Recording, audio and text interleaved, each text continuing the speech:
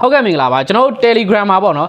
ကိုမှတ်မထားတဲ့ဖုန်းနံပါတ်တွေရော contact တွေထဲမှာဖုန်းနံပါတ်တွေအများကြီးရောက်နေရဆိုလို့ရှင်ဘယ်လိုလုပ်ရမလဲအဲ့ဒီ contact တွေအကုန်လုံးကိုဘယ်လိုဖြည့်ရမလဲ Telegram မှာအဲ့လို contact တွေမပေါ်အောင်ဘယ်လိုလုပ်ရမလဲဆိုတာကိုကျွန်တော်ပြောပြသွားမှာပဲဖြစ်ပါတယ်ကျွန်တော်တို့ကကိုယ့်ရဲ့ Telegram ထဲကိုဝင်ကြည့်လိုက်ပြီဆိုလို့ရှင်ကျွန်တော်ပြထားသလိုပေါ့နော်အခုလိုမျိုးဒီမှာ contact တွေကပေါ်နေမယ်အဲ့လိုပေါ်နေရဆိုလို့ရှင်ဒီ contact တွေကကိုလည်းမှတ်မထားဘူးဒါပေမဲ့ကိုမှတ်မထားပြီမဲ့တစ်ခါလေးမှာကိုဖုန်းထဲမှာရှိနေတဲ့ Gmail တစ်ခုခုကြောင့်ဒီ contact တွေကဒီထဲကိုရောက်လာနိုင်တယ်ပေါ့နော် Okay အဲ့လိုဖြစ်လာခဲ့လို့ရှင်ကျွန်တော်တို့စီမှာ contact တွေအများကြီးဖြစ်နေတယ်အာယုံလည်းတော်တော်လေးနောက်ရတယ်အဲ့ဒါကိုကျွန်တော်တို့ဘယ်လိုဖြတ်မလဲဆိုတော့ကျွန်တော်နဲ့အတူတူဗီဒီယိုလေးကိုတစ်ချက်လိုက်ပြီးတော့ကြည့်လိုက်ပါအရင်ဆုံးကျွန်တော်တို့ Telegram setting ထဲကိုဝင်ပေါ့နော် Telegram setting ထဲကိုဝင်ပြီးသွားပြီဆိုလို့ရှင်ဒီမှာ setting ထဲမှာကျွန်တော်တို့ကဒီ data and storage ဆိုတာလေးပါတယ်ပေါ့နော်ဒီမှာပေါ်မှာ privacy and security ဆိုတာလေးပါတယ်ဒီအပေါ်စာတန်းလေးမှာကျွန်တော်ပြထားရပါတော့နော်အဲ့ privacy and security ဆိုတဲ့အကောင်လေးကိုလက်လေးနဲ့တစ်ချက်ထောက်ပေးလိုက်ပါOkay အဲ့ဒါလေးကိုလက်လေးနဲ့တစ်ချက်ထောက်လိုက်မယ်ဆိုရင်ဒါမျိုးတွေထပ်ပြီးပေါ်လာလိမ့်မယ်ပေါ်လာရင်ကျွန်တော်တို့ကလက်လေးနဲ့အပေါ်ကိုနည်းနည်းလေးဆွဲတင်လိုက်ပါတော့ Okay အပေါ်ကိုဆွဲတင်ပြီးပြီဆိုရင်ဒီရောက်ပြီဆိုလို့ရှိရင် content ထဲမှာကျွန်တော်တို့က delete content ဆိုတာလေးပါလိမ့်မယ်အပေါ်ဆုံးမှာပေါ့နော် Okay ကျွန်တော်တို့ကအဲ့ကောင်လေးကိုလက်လေးနဲ့တစ်ချက်နှိပ်ပေးလိုက်ပါနှိပ်ပြီးတော့သူကအဲ့ကြလို့ရှိရင်ကျွန်တော်တို့ဒီမှာ delete ဆိုပြီးတော့ထပ်ပြမှာပေါ့နော်ကျွန်တော်တို့ဒီအကောင်လေးကိုဖျက်ဖို့ရသေးကြပြီလားသူမေးလိုက်မယ်ပေါ့နော် Okay အဲ့တော့ကျွန်တော်အဲ့ဒါလေးကိုတစ်ချက်နှိပ်လိုက်မယ်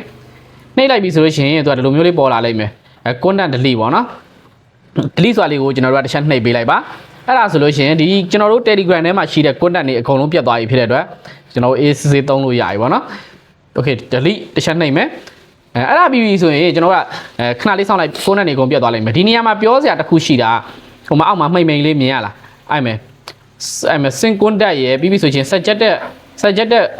contact ရနှစ်ခုရှိတယ်အဲ့ဒီနှစ်ခုကကျတော့ကျွန်တော်တို့ကဒီဟာလေးနှစ်ခုကိုပိတ်ထားလိုက်ပေါ့နော်တကယ်လို့ကိုကမဖြတ်ခင်မှာပိတ်ထားရင်တော့ပို့ပြီးအဆင်ပြေတယ်ပေါ့နော်ဒီအပေါ် delete မနှိပ်ခင်မှာဒီနှစ်ခုကိုကျွန်တော်တို့ပိတ်ထားမယ်ဆိုလို့ရှိရင်ဘာ contact မှမပေါ်တော့တကယ်လို့ကိုကဒီကိုဖုန်းထဲမှာမှတ်ထားတဲ့ contact တွေကိုပေါ်ခြင်းနဲ့အခုမှဒီ original contact ထဲမှာရှိတဲ့ဟာတွေကိုပဲဒီ Telegram ထဲမှာပေါ်စေခြင်းနဲ့ဆိုလို့ရှိရင်တော့ဒီကောင်လေးနှစ်ကောင်ကိုဖွင့်ထားမယ်ဆိုလို့ရှိရင်ပေါ်မယ်ပေါ့နော်ဒီအောက်ကကောင်ကိုဖွင့်မယ်ဆိုလို့ရှိရင်ကျတော့ကိုတိနိုင်လောက်တဲ့သူတွေရဲ့ content တွေလည်းတစ်ခါလေးမှာလာပြီးတော့ပေါ်တာမျိုးရှိတယ်အဲ့ဒါတော့ကျွန်တော် Gmail ထဲမှာမှတ်ထားတဲ့ content မျိုးတွေတို့ပြီးရင် Viber မှာမှတ်ထားတဲ့ content တွေပေါ့နော်အဲ့ဒါတွေကပါဒီမှာလာပြီးတော့ပေါ်နိုင်တယ်ပေါ့နော်အဲ့ကြောင့်အခုကျွန်တော်ပြောတဲ့ဟာလေးကိုလောက်ထားမယ်ဆိုလို့ရှိရင်လူ Gmail တို့ရဲ့ Telegram content တွေထဲမှာကိုမသိတဲ့ဖုန်းနံပါတ်တွေရှိနေတာမျိုးတွေပါတယ်